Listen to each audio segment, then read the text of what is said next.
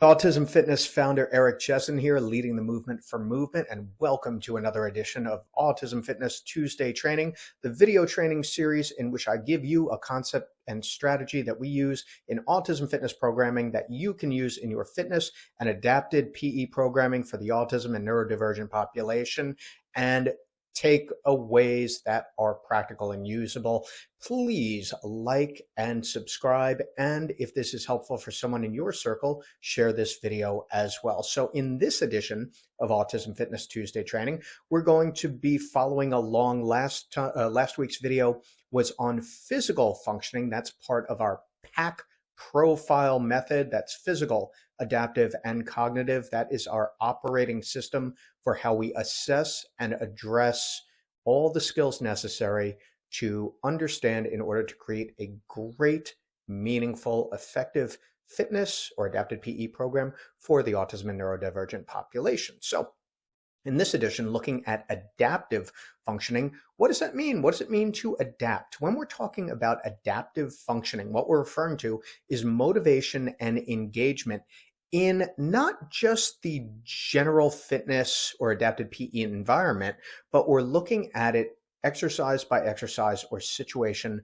by situation. So again, when we talk about things in umbrella generalizations, it's not really helpful because it's not conducive to an actionable step. I'll give you an example. When we talk about high functioning versus low functioning, it first of all isn't very respectful to our autism population. And the second thing is it doesn't give us much to go on. And the third thing is that usually it's more about perceived communication and reception of information than it is about anything else.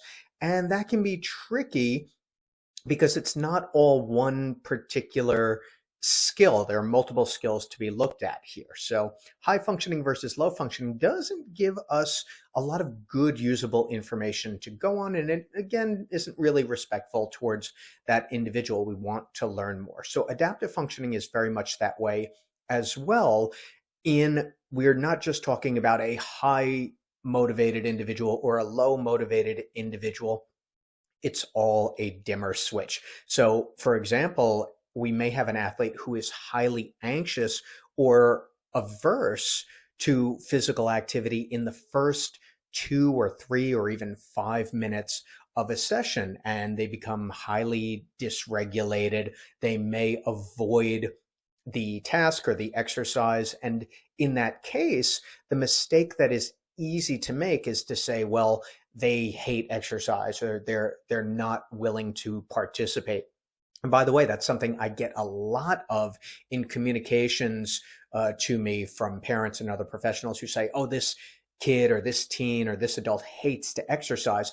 But if we dig a little further and ask more questions about what does it mean that they hate to do it, it winds up that the environment was not set up with their success in mind. And they tried something for 3 or 4 minutes. The athlete demonstrated an aversion to it, and then they just stopped, right? So it's not exactly a fully realized program. And there's a lot more to do here, which the good news out of that is it's not a case closed situation right there. Oh, they hated to exercise one time for 3.5 minutes or for 15 minutes or whatever it was, and now we never have to do that again. Not the case.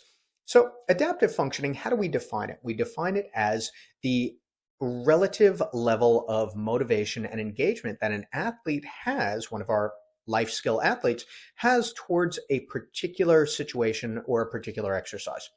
So again, that athlete who is averse or shows very heightened levels of observable anxiety or communicates that they're anxious in the first 5 or 7 minutes of that session, they may need to self-regulate for a little while before they kind of ease into the session. Or on the other side, we have athletes who need to do something really fast-paced, really high velocity when they first come in order to self-regulate. So you might have an athlete who needs to do sandbell slams or a sled push or medicine ball throws first thing because it's highly engaging. It's a fast moving activity and they can kind of get out that anxiety in a very functional way. With motivation, what we're looking at is, and this is operational definition, Bill, is the athlete willing and able to complete that particular set of exercise? So a push throw or an overhead throw or a sandbell slam or a walking band pull, whatever it is, are they willing to complete it to the best of their current ability level for that set? And if that is the case, then we have sufficient motivation for that athlete to participate. Awesome cakes, right? This is where we have an athlete who is going to begin to thrive or is thriving already in that session. However, another caveat, you might have, and this is a regular occurrence, athletes who have highly preferred and less preferred exercises. You can have an athlete who loves doing sandbell slams because they get to take something, raise it over the head, slam it into the floor. Yay, totally cool. It has it has that great pop sound when it hits the floor. And another thing is that the athlete is competent with that exercise. They may the first time they do that exercise, feel like, okay, I've got ownership over this, right? Not so true with a squat or an overhead press, where the athlete might need some more physical guidance or support, some prompting in order for them to complete it successfully. It might not be as comfortable an exercise either. Why? Because it's harder, it's more challenging. So in those cases, we can have exercises that are preferable and exercises that are more aversive or at least less preferred.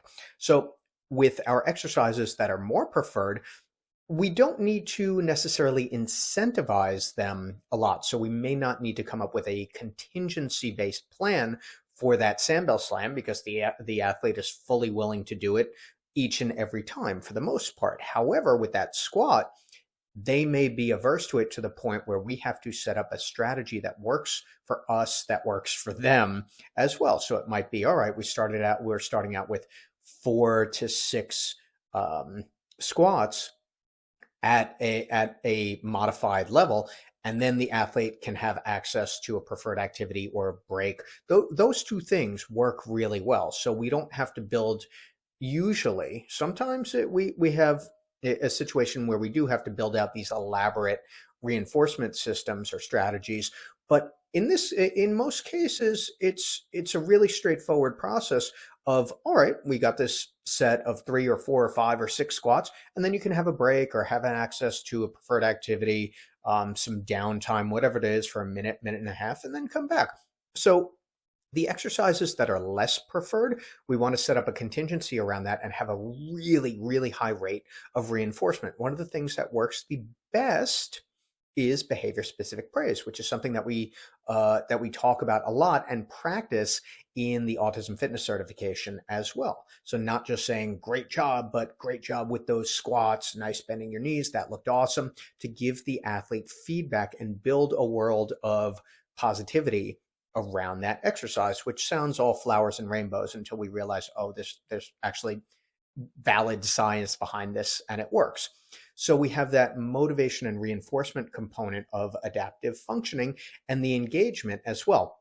So oftentimes in a set of overhead presses or band rows, we'll see an athlete who, and not relegated to just those exercises, but those, for example, we'll see an athlete do the first 3 or 4 or 5 band rows, and they look really good. And then the athlete starts to become dysregulated, and the next 3 or 4 or 5 repetitions are fast and kind of clunky and, a little jerky, and it's not getting the training effect the way those first 3 or 4 or 5 reps that were really clean, really controlled were as well. So we need other strategies in these situations as well. So that, where the athlete is becoming disengaged and dysregulated, is another component of adaptive functioning. So we have the motivation, which is the athlete's willingness to participate, and then we have the engagement. While they are actually performing that particular exercise, are they able to stay on task?